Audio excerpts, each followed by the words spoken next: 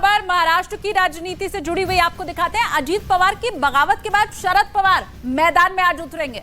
8 जुलाई से पूरे महाराष्ट्र का दौरा करेंगे शरद पवार। 8 जुलाई को नासिक, 9 जुलाई को धुले और इसी तरीके से वो आगे बढ़ेंगे। 10 जुलाई को जलगांव पहुंचेंगे शरद पवार एनसीपी नेता और कार्यकर्ताओं के साथ यहां पर पहुंचकर मुलाकात करेंगे। एक तरीके से शक्ति प्रदर्शन है, जो कि शुरुआती वक्त में उन्होंने कह दिया था कि मैं जनता के बीच जाऊंगा। और जिस दिन अजीत पवार ने डिप्टी सीएम पद की शपथ ली, उसके ठीक एक दिन बाद शरद पवार जाकर पब्लिक से मिले, जनता से मिले। वहां हजारों की संख्या में लोग जुटे। लेकिन सवाल यह है कि जब पार्टी बचेगी तभी तो इस जनाधार के कोई मायने हैं। बिल्कुल, और यही वजह है कि अब अलग अलग जगहों पर शरद पवार जाएंगे। और इस बार जब वो महाराष्ट्र में अलग अलग जगह जाएंगे तो दरअसल पार्टी पदाधिकारियों के साथ मुलाकात करेंगे, विधायकों के साथ मुलाकात करेंगे। ये जो बगावत है ये कहीं अंदर तक तो नहीं फैली हुई है, कहीं बाकी जो पदाधिकारी पार्टी के या जो छोटे कार्यकर्ता हैं उनके मन में बगावत का बीज तो नहीं बो दिया है इस पूरे प्रकरण ने। जाहिर सी बात है, आप जबकि वहां पहुंचेंगे तो ये भी एक बड़ी वजह रहेगी। एनसीपी में जारी लड़ाई अब चुनाव आयोग तक पहुंच चुकी है। शरद पवार गुट ने चुनाव आयोग को पूरी घटना की जानकारी दी। इसके साथ ही 9 विधायकों को बर्खास्त करने की जानकारी भी चुनाव आयोग को दे दी गई है। ये वही 9 विधायक हैं जिन्होंने मंत्री पद की शपथ ले ली थी, उन्हें बर्खास्त कर दिया गया है। इस बारे में पूरी जानकारी चुनाव आयोग को शरद पवार गुट की तरफ से दे दी गई है। लेकिन जो दूसरा खेमा है वो क्या करे? प्रफुल्ल पटेल ने अभी से ठीक 2 दिन पहले ये कदम उठाया कि दूसरे को प्रदेश अध्यक्ष बना दिया, यानी जो पहले से चेहरा था उसे चेंज कर दिया। संगठन तौर पे वो बदलाव कर रहे हैं और उन्होंने कहा कि जो प्रदेश अध्यक्ष मैंने नियुक्त किया है उनको भी बदलाव करने की वो पूरा बदलाव कर सकते हैं, ये अधिकार उनको हासिल है। शरद पवार क्या करेंगे ऐसे वक्त? तो एनसीपी में फूट के बाद आज अजीत और शरद पवार ने अपने अपने गुट के विधायकों की बैठक बुलाई है। ये इस वक्त की सबसे बड़ी खबर। बैठक के बाद साफ हो जाएगा, ये तस्वीर साफ हो जानी कि एनसीपी पर असली कब्जा है किसका। कांग्रेस और शिवसेना के उद्धव गुट में भी बैठकों का दौर जारी है। बड़ी खबर आपको बता रहे हैं, अलग अलग पार्टियां, अलग अलग बैठक, लेकिन खलबली हर तरफ मचती हुई दिखाई दे रही है। और यहां से जो सवाल शुरू हो रहा है वो ये कि कहीं ये विलय की कोशिश तो नहीं है, कहीं ये जो आने वाला वक्त है वो तमाम पार्टियों को खत्म तो नहीं करने की कोशिश करेगा। लेकिन अब इसमें सब सतर्क है। अजीत पवार भी अलर्ट है, शरद पवार भी अलर्ट है और उद्धव खेमा भी। उद्धव के पास जितने विधायक बचे हैं या जितने चेहरे बचे हैं वो कोशिश कर रहे हैं कि अब कोई फूट उनकी पार्टी में ना हो।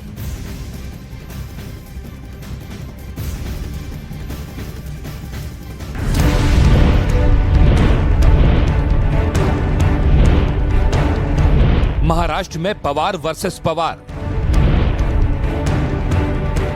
एनसीपी पर दावेदारी, सियासत भारी।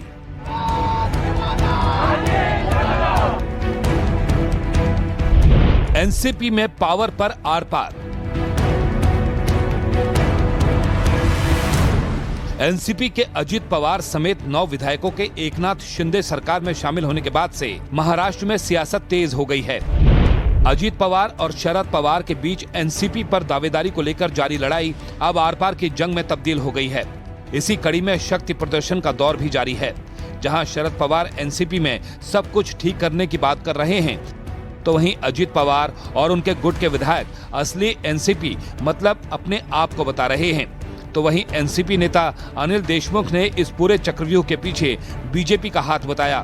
तब उनको वो मीटिंग देख के मालूम पड़ा कि यहाँ पे कुछ भी अलग बातें चालू है, कि अलग पार्टी से अलग जाके या बगावत करके कुछ अलग जो विरोधी पार्टी है भारतीय जनता पार्टी, उनको सपोर्ट देने का या अपनी अलग पार्टी बनाने का कुछ तो भी यहाँ पे प्रयास चालू है। ये वहां पे सुप्रिया ताई वहां पे जाने के बाद उनको मालूम पड़ा। एनसीपी में चाचा भतीजे के बीच नंबर गेम जारी है। 2 गुटों के बीच बटी एनसीपी में ताकत की लड़ाई हो रही है। दोनों गुटों के बीच बैठक हो रही है, जिसके बाद तय हो जाएगा कि शरद पवार भतीजे अजीत पवार को चित कर पाएंगे या नहीं। एनसीपी के 53 विधायक हैं। अगर 37 से ज्यादा विधायक अजीत पवार के साथ जाते हैं तो दल बदल कानून से बच सकते हैं। अगर 35 से कम विधायक अजीत पवार का साथ देते हैं तो निलंबन की तलवार लटक सकती है। महाराष्ट्र में शरद पवार की अग्नि परीक्षा है। दोनों खेमों में ज्यादा से ज्यादा विधायक होने का दावा किया जा रहा है। वहीं एनसीपी में बगावत के बाद से दूसरे राजनीतिक दलों में भी खलबली मची हुई है। सभी दल अपने अपने विधायकों पर नजर बनाए हुए हैं। कांग्रेस में भी बैठकों का दौर जारी है। कांग्रेस का कहना है कि एनसीपी में अजित पवार की बगावत का विपक्षी एकता पर कोई फर्क नहीं पड़ेगा।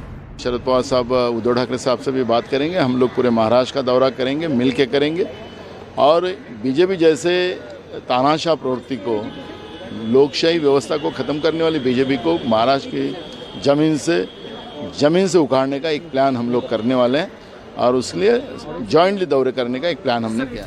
उधर सूत्रों के हवाले से दावा किया गया कि शिंदे सरकार में एनसीपी के 43 विधायक, 6 विधान परिषद सदस्य और 3 सांसद भी जुड़ सकते हैं।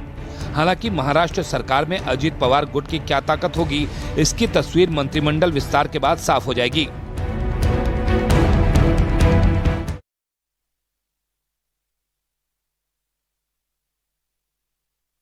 तो इस वक्त महाराष्ट्र में जो स्थिति है उसके बारे में हम आपको बता रहे हैं। हमारे सहयोगी विवेक कुछ ही देर में हमारे साथ जुड़ेंगे, लेकिन अलग अलग पार्टियां अब बैठक कर रही है। सब सतर्क हो चुकी है वो तमाम पार्टियां जहां भी फूट की दूर दूर तक गुंजाइश दिख रही है। मैं सीधे अपने सहयोगी विवेक का रुख करती हूँ। विवेक, अभी और आज के दिन क्या क्या हलचल, कौन कौन बैठक कर रहा है, किसे किसे ये डर सता रहा है कि जो बचे हुए लोग हैं वो भी मेरा साथ छोड़ सकते हैं?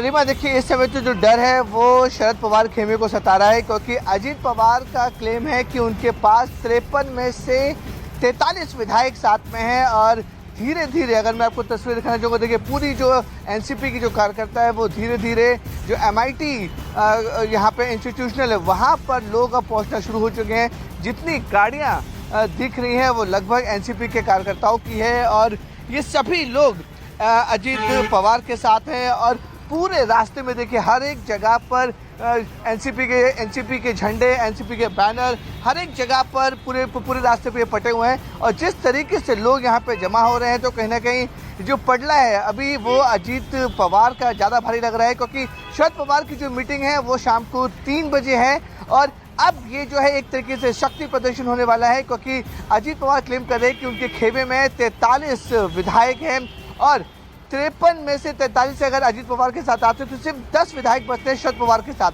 हालांकि शरद पवार खेमे से भी दावा किया जा रहा है कि जब 3 बजे मीटिंग होगी वाईवी चौहान में, जहां पर शरद पवार का दफ्तर है, तब वहां पर दृश्य देखने लायक होगा कितने एमएलए वहां पहुंचते हैं। लेकिन जिस तरीके से अभी सिर्फ कार्यकर्ता यहाँ पे पहुंच रहे हैं और एमएलए भी धीरे धीरे पहुंच रहे हैं, लेकिन जो एनसीपी के नेता थे जो अजित पवार के साथ थे वो लगभग यहाँ पर सभी लोग पहुंच चुके हैं। चाहे हम छगन भुजबल की बात करें, धनंजय मुंडे की बात करें, सुनील तटकर की बात करें, ये देखिए किस तरीके से जो कार्यकर्ता है वो झंडा लेते हुए सीधे एक हॉल की तरफ मौजूद है, उसके अंदर जा रहे हैं। पूरा रास्ते पर ये तस्वीरें तो यही बता रही है कि अजीत पवार का पलड़ा भारी है, उनकी मीटिंग भी पहले होने वाली है, तो शरद पवार की बैठक के पहले ही पता चल जाएगा कि अजीत पवार की मीटिंग में कितने लोग पहुंचे।